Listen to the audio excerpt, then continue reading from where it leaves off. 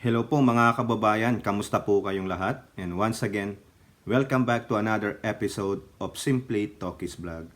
Ang pag-uusapan natin mga kababayan at kaibigan ay ito pong mga personalidad na magkakampihan. Mga DDS, no? Yung mga diehard Duterte supporters. No? Nandyan si Senatora Amy Tambalina Marcos Duterte, si VP Sara Tamilmil Duterte, at nandyan din po si Senator Bato de la Rosa, at isisingit lang natin ng konti si Senator Bongo. So, yan po yung mga personalidad na it's all about the Dutertes. It's all about the kampons of, alam nyo na, yung mga kampo ng mga palamura, yung mga nag-PPI, mga nag-uutos na mag-resign ang presidente, tapos hindi marunong mag-sorry sa presidente nung nahimasmasan. No, yung mga kampo na merong 51 billion, yung kampo na merong kaso sa ICC, at yung kampo na nagnanais ihiwalay ang Mindanao sa Pilipinas. Tinatawag na nga po nilang One Mindanao. Parang One China lang yan, no? Kasi alam nyo na, baka hindi natin masabi ang katotohanan, wala pa namang pruweba, pero the speculation, alam nyo na, kasi ang mga Duterte, tamilmil pagdating sa issue ng China. Bakit? O, di ba na-vlog na po natin yan? Kasi nga po, ang laki ng tie-up nila sa China. They cannot get away from it. Parang nandun ang kwarta eh. Kasi sabi ng tatay nila, maalala nyo, may video din tayo doon, no? Na gawin nyo na lang kaming province ng China. Diba? Sabi niya, Republic of the Philippines, Province of China. Ang dami kasing kwarta. O, di ba? Pera-pera lang. Kaya nga, yung CIF, nagtampo, hindi na pagbigyan. Tapos yung pangalawang anak, tatampururot din dahil hindi nabigyan ng bilyon, no? Pero kumuda ng 51 billion eh. Hanggang ngayon, sabi niya, haharap daw siya sa Ethics Committee para ilabas yung mga records at pabulaanan na kinain niya, siniba niya yung 51 billion. Bakit kasi hindi na kagad ilabas yan kung talagang meron? Parang yung mga pulburon issue niya lang yan eh. No, nasaan? Wag nang sa Ethics Committee kung talagang yung sinasabi nating tama ang accounting mo, properly documented and recorded yung mga ginasto, saan napunta, kung may natira, walang ura-urada. Nung unang pumutok yung balita na 51 billion, ito yung libro namin, You Can Open My Books. O, di ba? Sumisigaw nga kayo ng open the books eh. O, di ba? Tapos sumisigaw kayo ng hindi mo iyan pera. O, ngayon, nung binalikan kayo, anong ginawa nyo? Pinagmumura nyo sila. Sinabihan nyo ng pagkakasama-sama. Pati mga itsura nila sa Congress. Kinukutya ninyo. Piling nyo naman. No? Kayo na ang pinakamagaganda at pinakagwapo sa buong mundo. Grabe. No, yun lang po, no? Talagang hindi maiwasang batikusin kasi sila rin naman ang niyan, gumagawa ng sarili nilang multo. Pati ICC, ibiblame nyo sa presidente. Di ba nga, nagsalita na ang presidente? Bakit hindi nyo nalang panghawakan yun? Kung kayo nga nagbibitaw ng salita, pinanghahawakan ng tao. Ba't hindi nyo pagkatiwalaan ng presidente? Kasi, sa udyok na rin nitong kanyang ating Sister Tambalina. Kasi di ba sinabi nito, ang daming amuyong mga demonyo at ahas dyan na nakapalibot sa Malacanang. Tapos sasabihin niya, yung mga demonyo at ahas na yan, panahon pa yan ng tatay ko. O yun naman pala, ibig sabihin, lahat ng presidente na nanirahan dyan sa Malacanang o sino mang presidente ay may mga amuyong, demonyo at ahas. Hindi lang yung kapatid mo ang napapalibutan ng amuyong, demonyo at ahas. Pati yung iyong idol. O ito nga, sasabihin, dadaling ka sa perdition eh. O di ba? So therefore, nandun na yung mga kasamahan mong demonyo. Naantay na kayo doon. Di ba? O bago tayo magpatuloy, tayo po ay magbibigay po guys sa lahat ng ating channel members, mga followers, subscribers, nagla-like at nagsishare ng ating mga videos. Maraming salamat po at doon po sa mga nagbibigay ng super thanks, super stickers, super chat sa ating mga video premiere. God bless po. Maraming salamat at patuloy po kayong sumusuporta. Malapit-lapit na po nating maabot ang 20K. So we will just move forward. At ganun din po, maraming salamat sa mga nagko-komento doon sa ating mga video, no? Hindi nagko-komento nung mga ad hominem, no? Yung mga alam nyo na, what out of topic ang pinagsasabi. Ibig sabihin, doon lang yung kaya ng kanilang utak. Napakaliit, maliit pa sa mani. So eto nga po mga kababayan, no? Unahin natin yung inyong senadora Tambalina, no, si Amy Marcos, no. After all those bruhaha, no, ang pinakamalupit ay yung pinagmumura nga po yung kanyang kapatid doon sa prayer rally ng mga kampo ni Baal, no. Yan. Prayer rally pero wala man lang na-utter na isang salita na galing sa Biblia. Di ba? O di kaya ano bang klaseng prayer rally 'yon? Prayer rally na kung saan pagmumura-murahan ang dapat gawin, no? Paninira ang dapat gawin. Ganun na po yung bagong konsepto ng prayer rally. Kaya mag-iingat po kayo pag sinabihan kayong gusto mong umattend ng prayer rally, usisain nyo muna kung totoong prayer rally 'yan, no?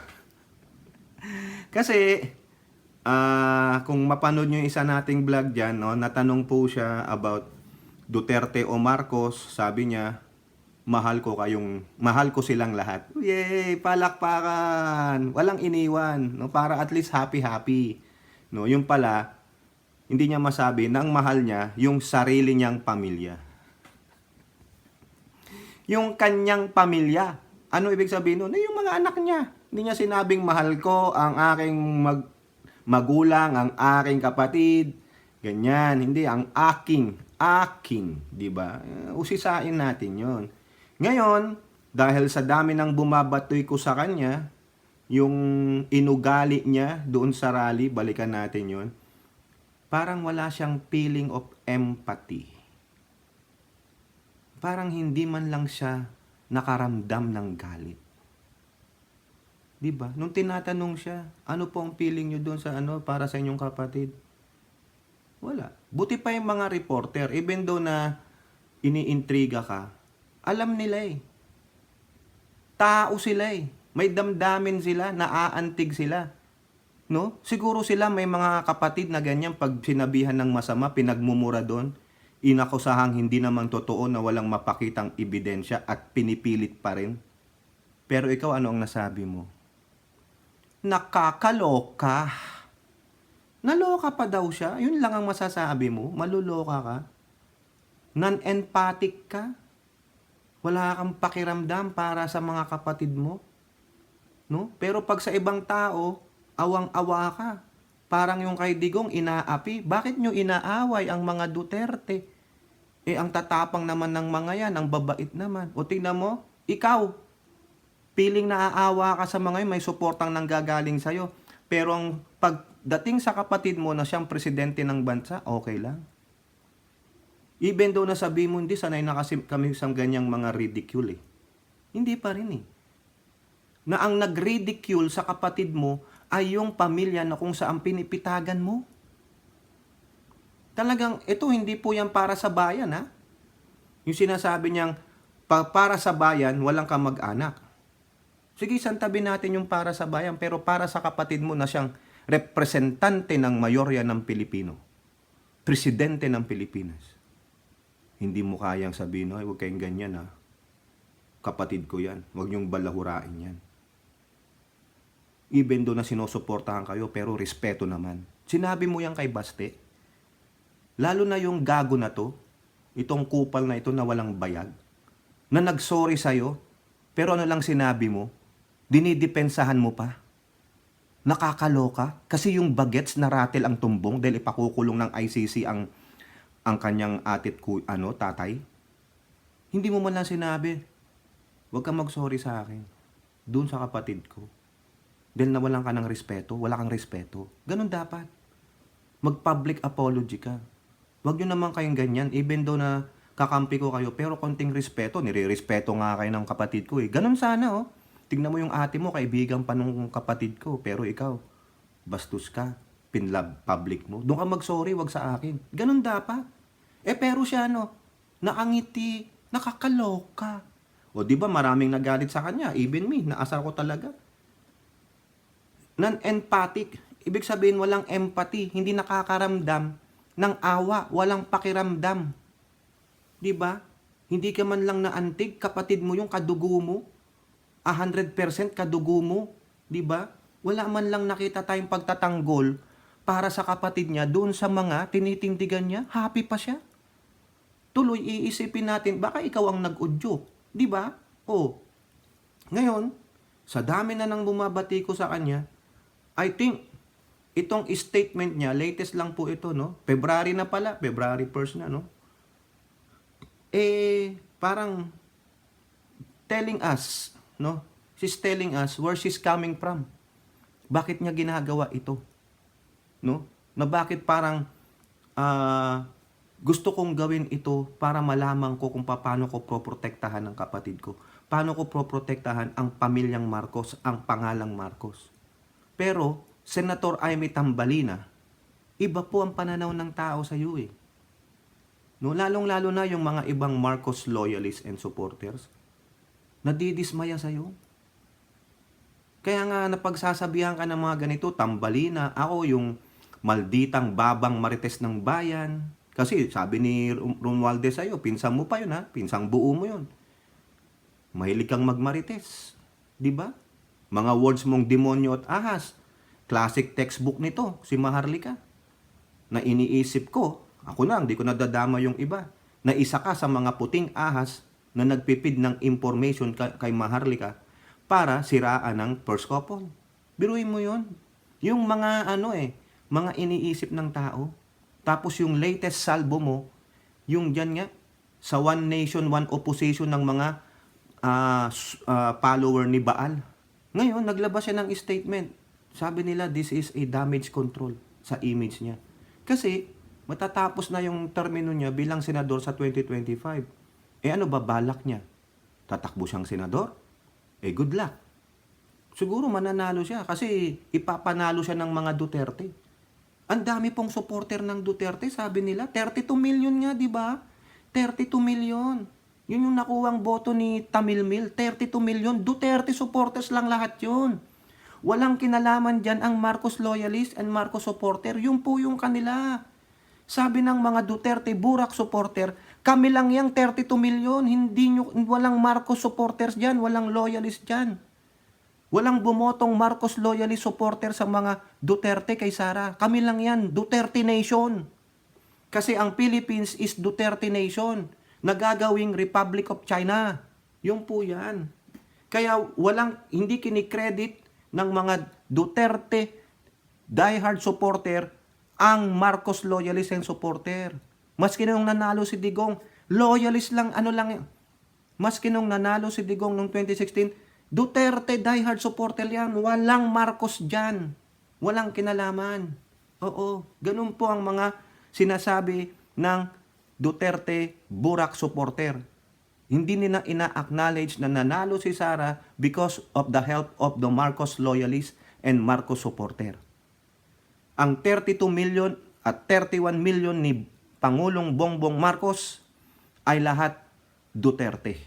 Kasi the Philippines is Duterte Nation. Yun po yung mga sinasabi ng mga Duterte Burak supporter. They don't acknowledge yung mga Marcos supporters and Marcos loyalists. Walang kinalaman si Bongbong dahil mas sikat ang Duterte kaysa kay Marcos. Yun, si Duterte ang nagdala kay Marcos. Yun po yan. Nakakita na ba kayo ng Duterte influencer vlogger na nagsabing nag-acknowledge na malaking tulong ang Marcos loyalist and supporter kay Sara? Wala. Wala po akong naririnig, mga kababayan. 'Di ba? Lahat credit sa mga Duterte. Oh.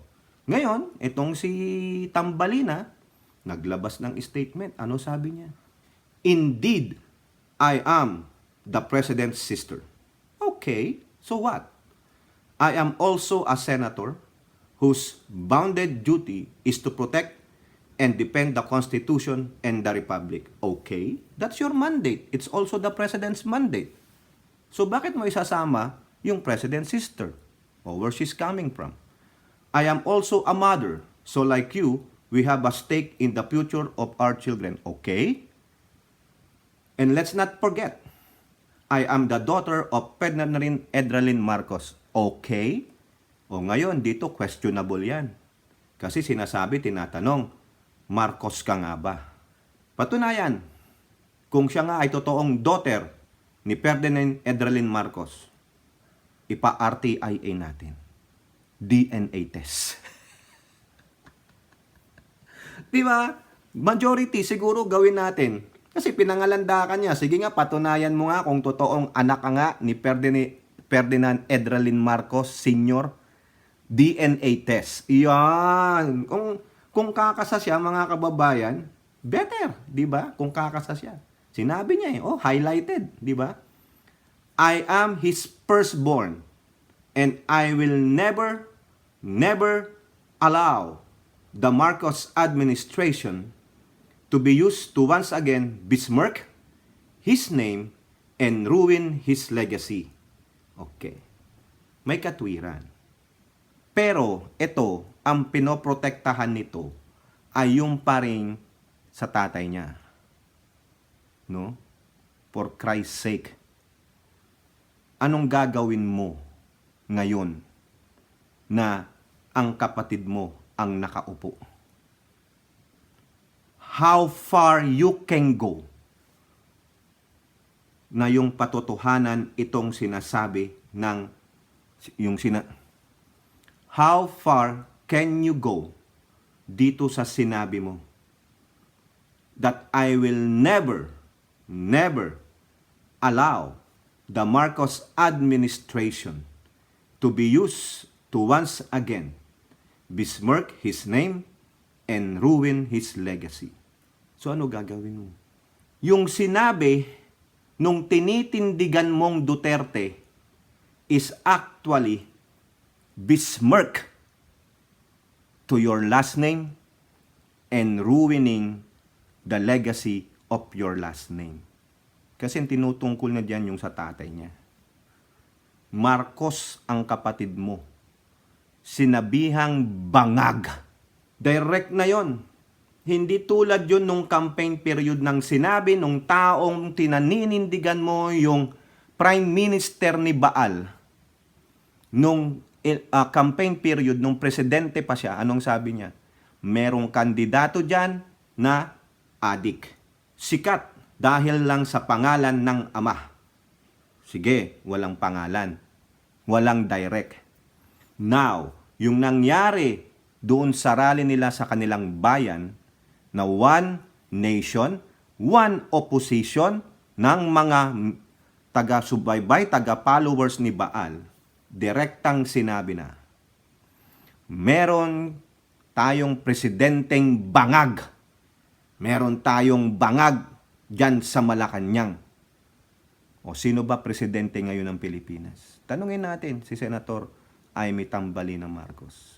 Di ba kapatid mo? Hindi ba yon isang besmirch o tarnish sa pangalan ng inyong pamilya? Hindi ba yon ruining the legacy of the Marcos last name? Di ba? Sinabi yon tahasang publiko. At marami pong mga followers nila ang ginagamit yan. Bangag, bangag, bangag. O di ba? Pamamahiya, paninira. Pero ikaw, pinanindigan mo ba ito? Pinanindigan mo? That you will never allow the Marcos administration to be used to once again besmirch his name and ruin his legacy. Anong ginawa mo nung sinabi yon? Paninirang puri, pagsira, di ba? Tapos inuudyukan pa ang mga militar at pulis na kumilos. Di po ba? Yun na lang mga katagang yun, mga kababayan, kayo. Kung uusisain nyo, iintindi nyo maigi yung mga pinagsasabi ng Prime Minister ni Baal doon sa rally na yon. Yung mga pinagsasabi ng anak nito tungkol sa presidente. Do you think that's not a besmirch? Do you think this a joke? Ha? Senator Amy? Sa palagay mo, they're not ruining the legacy of your last name? Di ba? It damaged the reputation. Ayun ang sabi ng besmirch. How?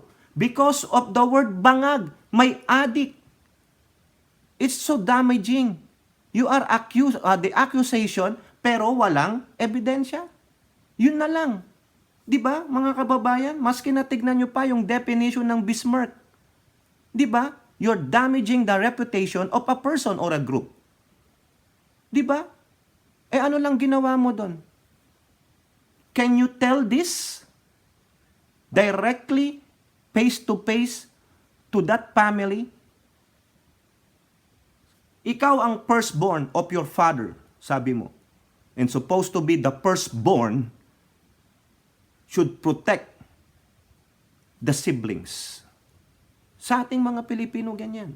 Ang mga panganay dapat maging caring sa mga kapatid niya. Di ba? Yung iba nga dyan ng mga panganay, they sacrifice their happiness, their career, para sa mga kapatid nila. Marami pong istoryang ganyan. Di ba? Bibihira po ang panganay na walang kwentang panganay. Di po ba? Tama, mali. Kayo, sa totoo palagay nyo, kaplastikan lang ba itong sinasabi ni Amy o paninindigan niya ito? Maski na kayo po, mga kababayan, sa palagay nyo, ito, damage control lang ba to? Kaplastikan? O may katotohanan? Paano niya panototohanan ito? Paninindigan niya ba yung sinabi niya? Sa mga taong tinitingala niya, tinitindagan niya na siyang nag-besmirch. Ang ibig sabihin ng besmirch, nag-damage ng reputation ng kapatid niya in public by tinawag na bangag, adik, tamad, walang compassion, personal interest, mag-resign ka na kung wala kang pagmamahal at aspiration sa bansa. Those are the words or statement that damage the reputation of your brother who carries your last name, Marcos. Hindi nabuhay ang tatay mo. It's not your dad. Is the leader of the land. It is your brother. No? Dapat yung brotherly love mo, it's much greater to that. If you are willing to sacrifice your life, your career, your everything for your brother, so be it. Talikuran mo yung pamilyang sumira ng reputasyon ng kapatid mo kasi yan pa rin yan, yung mga katagang yon, statement na yon ang ginagamit ng mga supporter nila. Patuloy nilang sinisira ang kapatid mo. Ngayon, yung pong mga nakapalibot na mga ahas at mga demonyo at alimuyong dyan, therefore, if you are really want to help your brother to get rid of that, sit down. Talk to him. I think si Pangulong Bongbong Marcos malawak ang pangunawa. He will listen to you if he respects you. Siguro naman may respeto siya sa iyo bilang panganay. Pag-usapan ninyo, tanggalin ninyo ang mga demonyo at mga ahas diyan. Di ba? Nakukuha yan sa usapan. Sa isang matinding usapan, mga grown up kayo, mga adult, mature, very intellectual, understanding. Di ba? Masasabi mo ba to? That I will never allow the Marcos administration to be used once again. Di ba ginamit na? Ginamit na eh. Huwag mong sabihin lang yan sa Marcos administration, yung mga nakakatrabaho niya sa pinsan mo. Hindi ganon.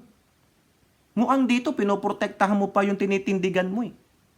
Ang pagbibismirk ng pangalan at legacy ninyo bilang Marcos ay hindi lang dun sa mga nakapalibot sa presidente, kundi dun sa mga taong kalaban din ng administrasyon ng kapatid mo. Huwag kang one-sided. Kasi as a whole, no, i-treat mo yung labas at loob nung gumagawa ng kademonyohan sa administrasyon ng kapatid mo. Huwag kang maging one-sided. Dito sa statement na to, you still protecting the family that besmirk and ruin the name of your father. Ano yun? Eh di yung Marcos. Di ba? Pinagtulungan ng kapatid mo.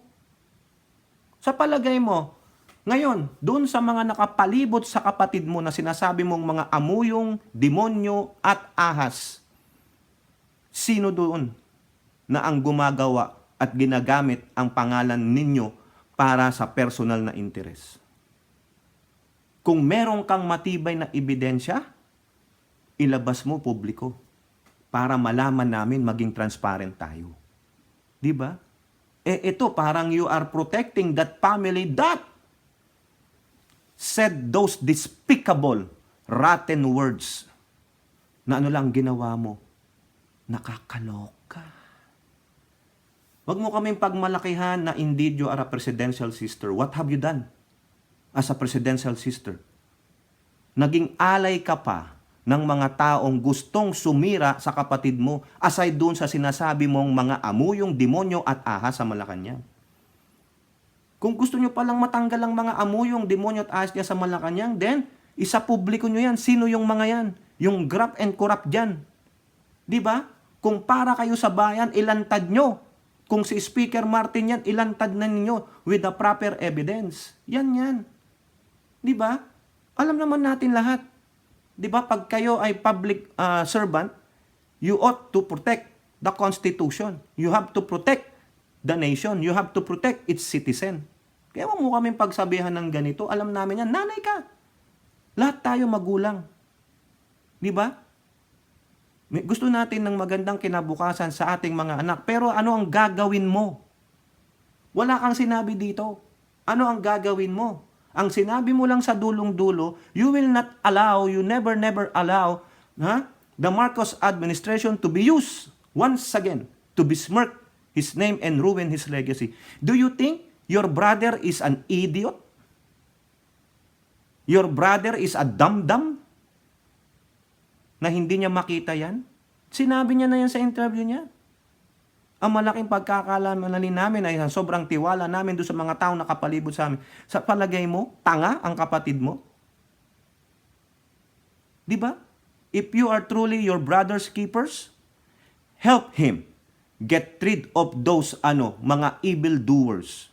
The evildoers that you're using, that they are using your name to taint, to besmirk, and to ruin your father's legacy. Help him. Not an ally of those group to put him down. Yan po yan. Kaya itong statement mo, kulang eh. May pagproprotekta pa rin sa aking opinion, mga kababayan. Dito na lang I will not use, I will never allow the Marcos administration to be used once again. Once again. Di ba? Ibig sabihin, ang inaano niya, yung mga tao lang na nakapalibot sa presidente, na mga demonyo at ahas, mga amuyong. E paano? Paano yung iba na sila ang sumira publicly sa image ng Pangulo?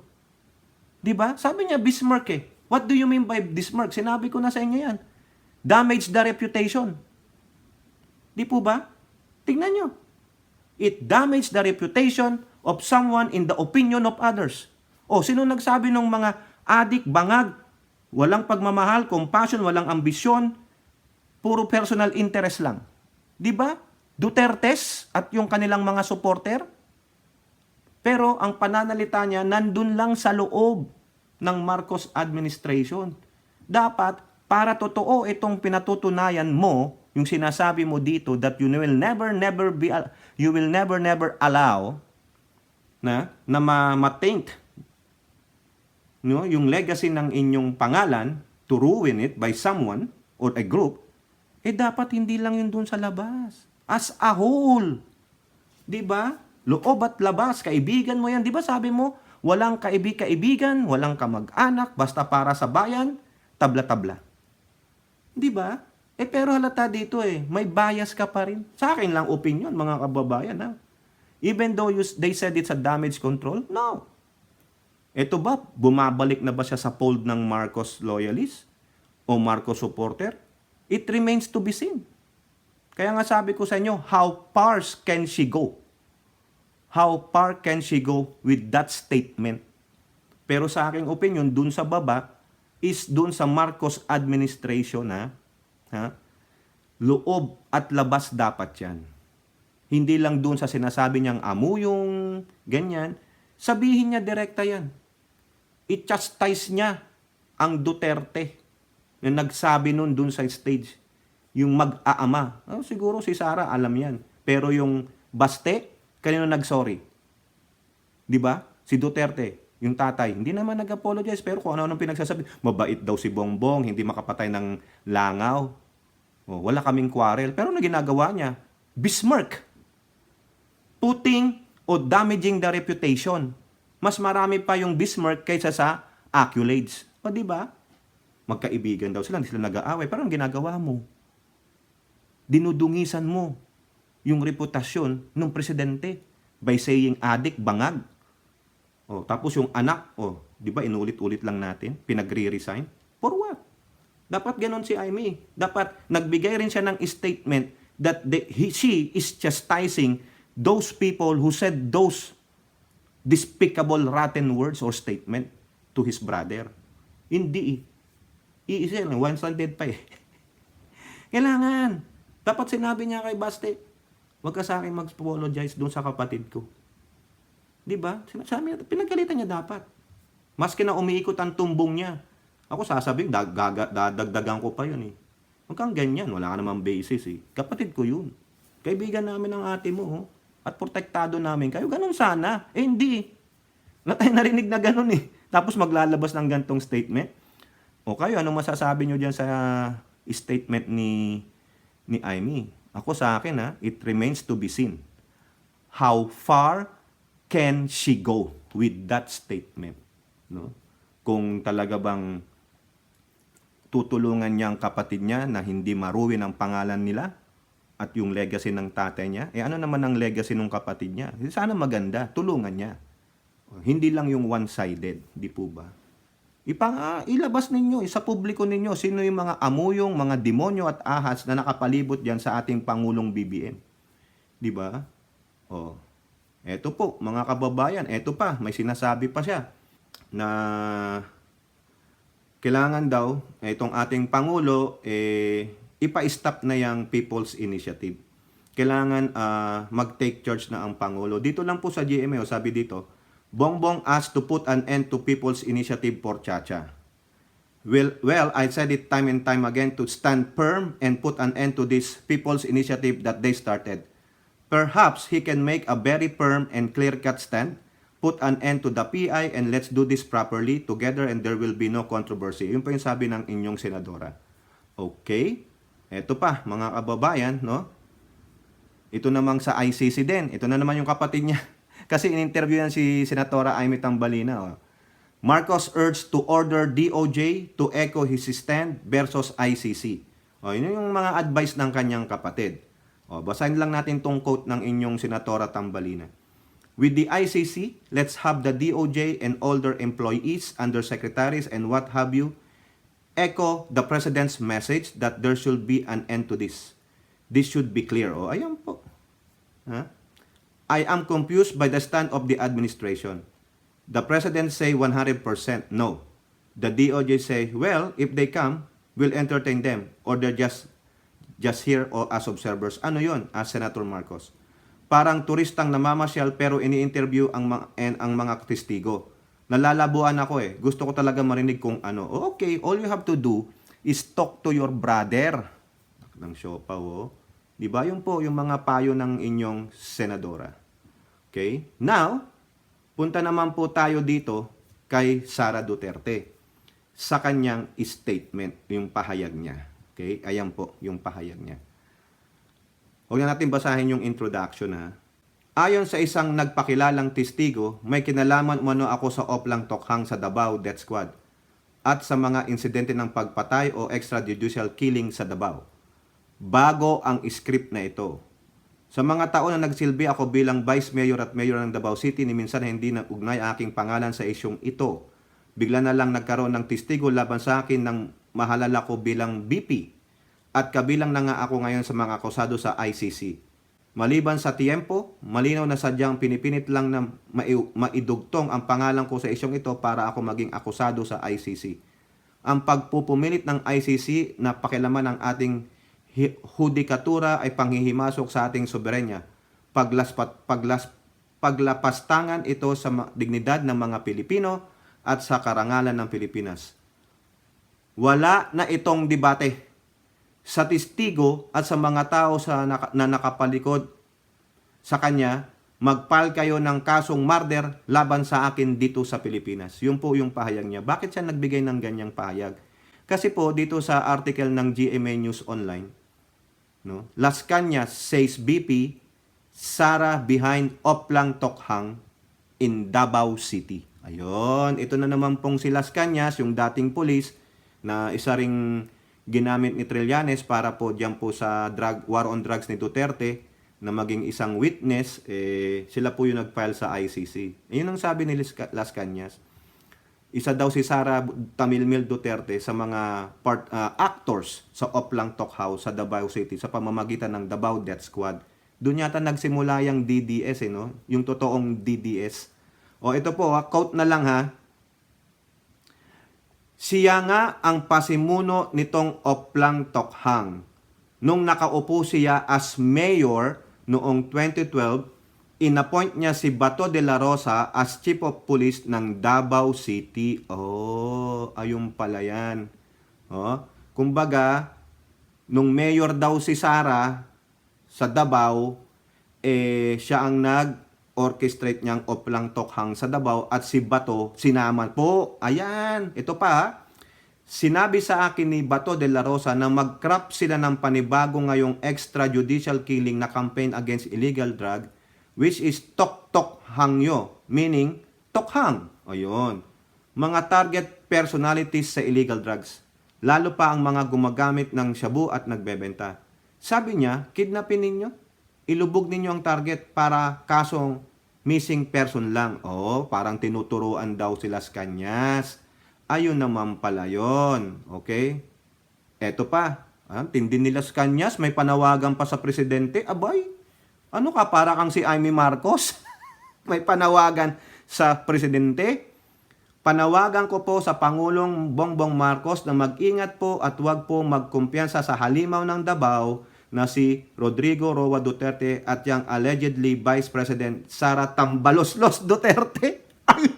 Sinabihan din Tambaloslos, mga traidor po ang mga ito. Ay, putek ko. Ay, tahasan ng sinabi, mga kababayan. Las Cañas likewise accused former President Duterte of running a shabu laboratory in Davao region and that the latter has over 1,000 firearms in his collection. Niloloko mo mga Pilipino. Anong ginawa mo? Drug war? Anong drug war? Ikaw ang drug lord.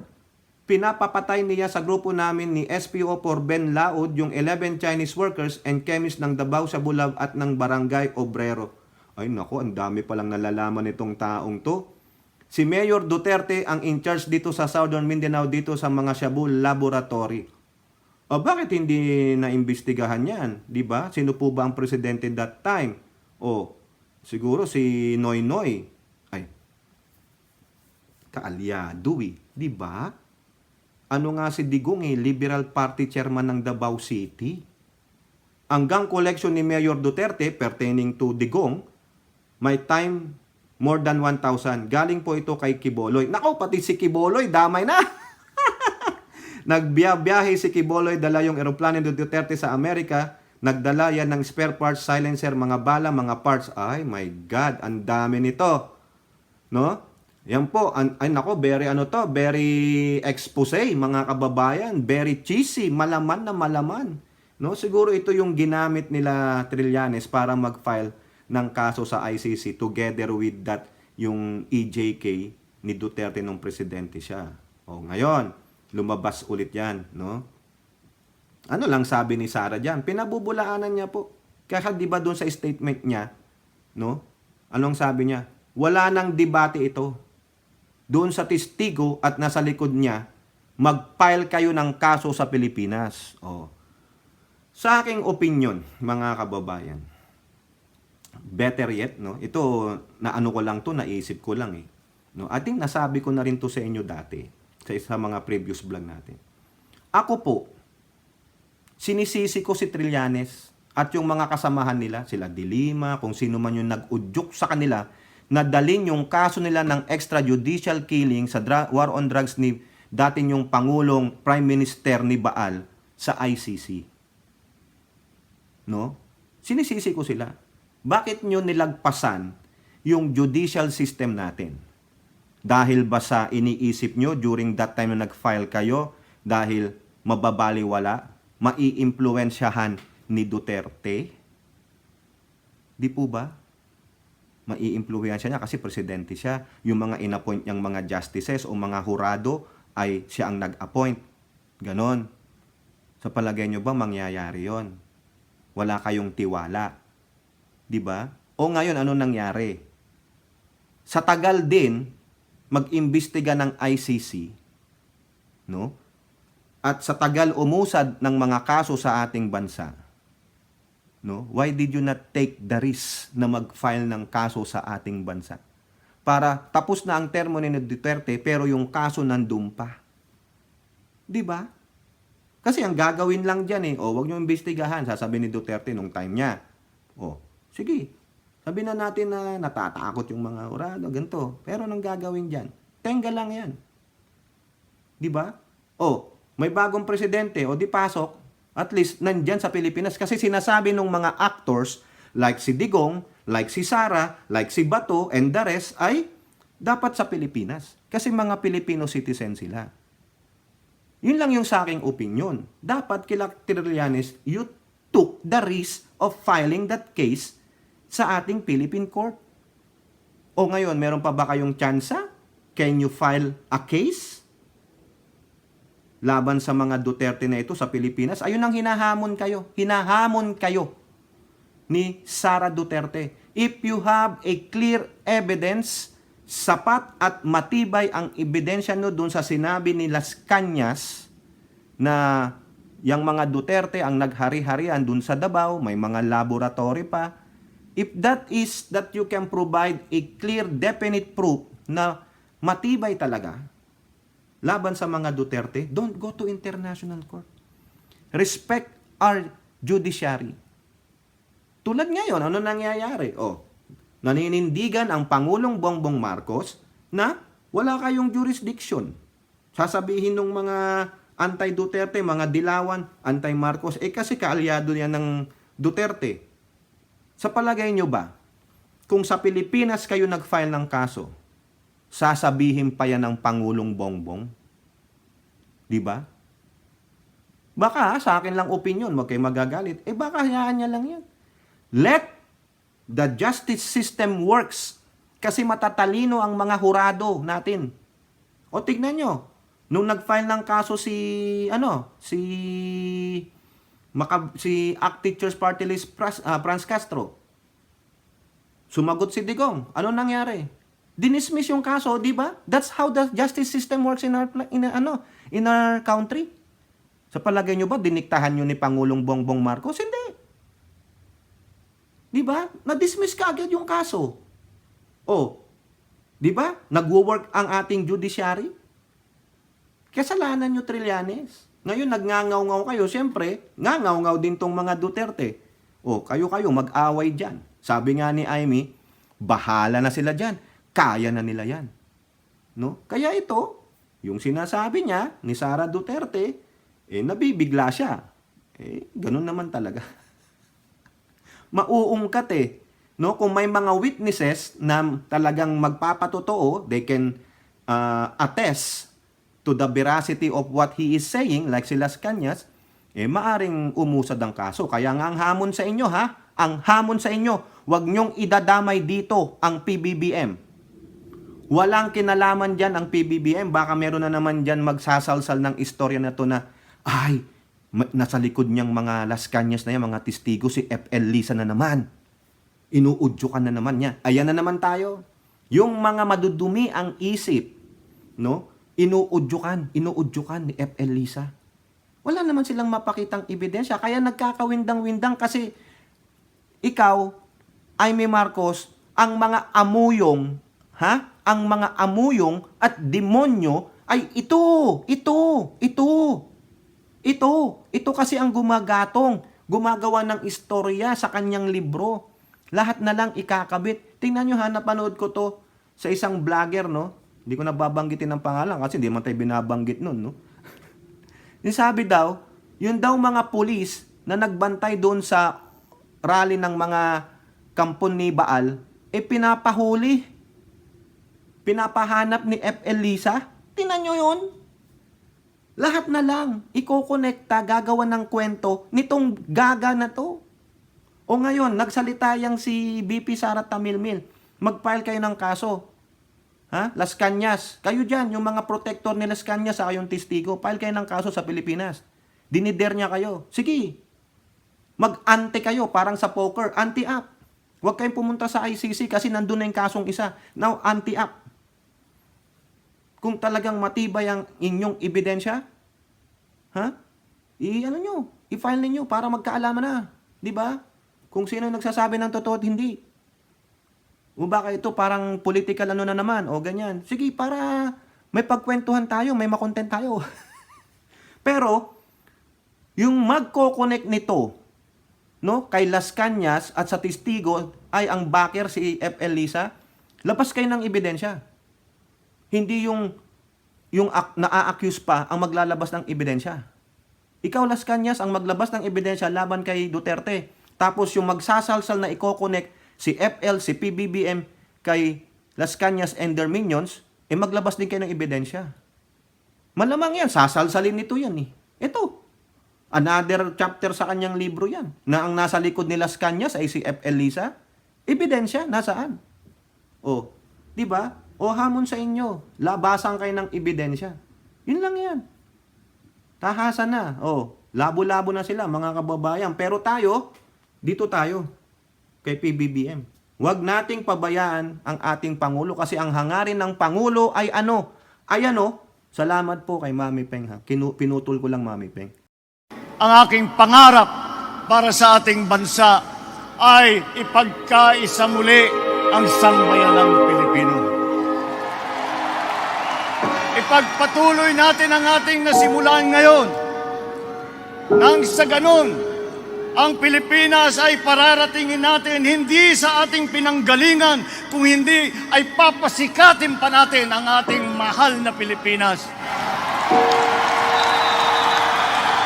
Para tayo ay haharap sa buong mundo at sasabihin muli natin at isisigaw natin sa kanilang lahat, ako ay Pilipino, taas noo kahit kanino.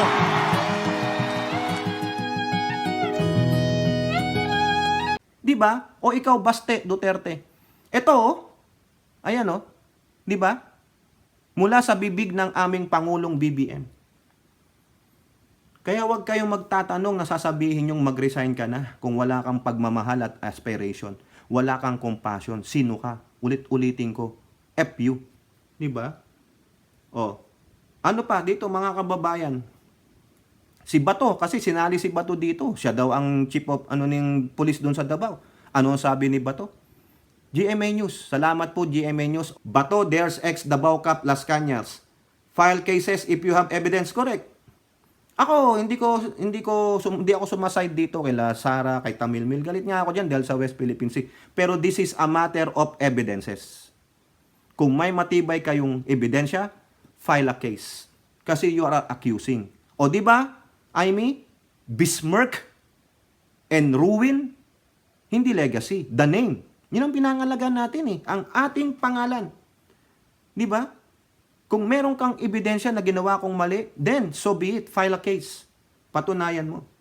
O ang tanong dito, yung sinasabi nung tatay ni Sara, si Prime Minister ni Baal, it is for you to prove it. Di ba sabi niya kay Bongbong, wala siyang ebidensya pero ang gusto niya, i-prove daw ni Pangulong PBBM, ay gago. O ngayon, kayo, pag kayo na ang target, ano sasabihin?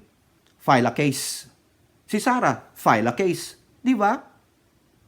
Labas mo ebidensya. O yun! Labas ng ebidensya. Labas mo ebidensya mo daw. Hindi ko na po babasahin kasi pare-pareho naman po yan. No? File kayo ng case, Las Cañas, and your yung nasa likod niyan. Pero wag niyong sasabihin, Las Cañas, ang nasa likod mo ay si F.L. Lisa, patunayan mo rin yan. Talo-talo tayo dito pagdating sa first couple. Ha? Dahil ako po ay supporter.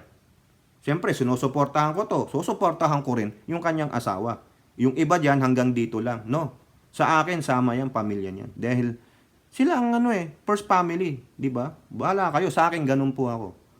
So far, wala pa namang ebidensya na naglalabas na talagang si F.L. Lisa ay masamang tao. Siya ang nagdidikta. Labas niyo ebidensya.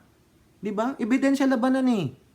Kung nakapagpatunay kayo na si F.L. Lisa ang nagdidikta kay Pangulong Marcos, siya ang talagang presidente, siya ang ganito, siya ang amuyong, siya ang demonyo, siya ang ahas dyan sa Malacanang, at matibay ang ebidensya nyo, may katotohanan, then I will side with you. Pero so far, puro, para kayong mga talakitok, di ba? Yung mga palakang na basa. Basa naman talagang palaka. Di ba, mga kababayan? O, eto pa, isama na rin natin to kasi binanggit ko, di ba? Sabi ko, isisingit ko. Sa politiko, sabi ni Bongo, kasi damay si Bongo rin dito sa ICC, same old claim. Bongo shrugs off alleged ties to Davao Death Squad. O, ayan. Kasi siya ang laging nasa side ni, ni Presidente, di ba? O. Senator Bongo denied the allegations of self-confessed hitman and former police officer Arturo Las Cañas linking him to the Davao Death Squad. Walang ganyang order na ibinigay si dating Pangulong Duterte. Even since when he was still the mayor of Davao City, never nagbigay ng ganyang klaseng order si PRRD. Kailanman ay wala siyang inutos sa akin na illegal. Pure lies and fabrication. Plain and simple. O tama naman, sige. Kaya nga po sa aking opinion, mga kababayan, hanggang doon na lang ha. Okay. Kung ako kay Las Cañas, and with your backers, with your cohorts, mag-file kayo ng kaso. Panibagong kaso. Kasi ang tinutukoy nyo is Davao Death Squad and Shabu. Kasi yung ICC is yung extrajudicial killing ng presidente si Prime Minister ni Baal. So dito, sabi nga nung inyong BP Sara Tamilmil sa Philippine Court, ganda yan dyan. Patunayan. Nag-aakusa na kayo, isinapubliko nyo na, and then file a case. Naku, tiyak kakagatin yan. Kakagatin yan. Nino, ha? Kakagatin yan ng mga makabayang black. Kasi nga sabi na nga ni Castro si Franz Castro, mukhang magkakaroon sila ng Senate hearing at gustong ipatawag si Tamilmil. Ay pasensya na po, dagdagan lang natin ng konti ha. O, nakita ko po kasi, no? Na itong si Castro, sabi niya, no one is above the law. O tama naman yun. No one is above the law. Which is correct. Di ba? O, ayun yan, sabi ni Franz Castro dito, sa politiko, no one is above the law. Castro seeks house probe on Sara Duterte's alleged Oplan-Tokhang links. O yan. And tanong, sisipot ba dyan si Sara Tamilmil? Eto na naman to. Iisipin na naman ng Duterte camp, ginigipit sila ng pamalaang ito. Nakita nyo? Lahat na lang ng gagawin itong mga mambabatas na ito, laging sinasabing, ay, merong pagdidikta dyan. Ang nasa likod niyan si F.L. Lisa. Ang nasa likod niyan si PBBM. Nakita nyo? Hopefully, hindi mangyari yan, ha? Dapat ang Duterte dito open-minded kasi lahat na lang panggigipit. Hindi naman sila ginigipit ng gobyerno, eh. Di ba? It is the legislative body. Co-equal branch naman kayo. Kung ginigipit kayo ng gobyerno ni Pangulong Bongbong Marcos, no? Patunayan ninyo. Hindi ang ginagawa nyo, trial by media, sinisiraan nyo. Di ba? Amy Marcos, Bismarck. Lagi na lang inaalud, lagi na lang kinakabit ang pangalan ng Bongbong Marcos pag merong mga nangyayaring di maganda sa mga taong tinitindigan mo. Tama ako, mali ako mga kababayan. Di ba? So yan po nag-iisip lang po si Franz Castro na magkaroon ng hearing diyan po sa House of Representatives tungkol nga po diyan sa Davao Death Squad na yan na nililink ang inyong BP. No, hindi ang Pangulong Bongbong Marcos, di ba sabi niya? Kaibigan kita. Magkaibigan sila. Bakit man tatraydorin ni BBM ang kaibigan niya? Hindi. Wala siyang alam diyan. Talagang alam niyo na kung sino ang kaaway ng mga Duterte. Mga dilaw, yung dati nilang kakampi. So hanggang doon lang po mga kababayan. Kayo po, ano po ang inyong opinion o reaction diyan po sa statement ni Senator Amy Tambelina Marcos Duterte, no? That she will never allow the Marcos administration to be used to once again besmirch and taint the legacy of their father. Diba? O anong gagawin niya? How far can she go? Ano gagawin niya? Walang kaibigan. Walang kamag-anak. Pagdating para sa bansa at para hindi madungisan ang pangalan ng aking ama. I will help my brother. I will be my brother's keeper. Ayun! Kung ano mo yan, Senadora Amy, baka tumigil na ako sa kakatawag sa'yo ng Tambalina. Okay, isa pa po, ito pong mga pasabog ni Las Cañas at yung statement ni Bato, ni Go, at ni Sara Tamilmil at yung nais gawin ni Franz Castro. Kayo po, ano pong inyong masasabi? No? Comment down below and don't forget to like and share. Hope to see you on our next videos. Bye-bye. God bless.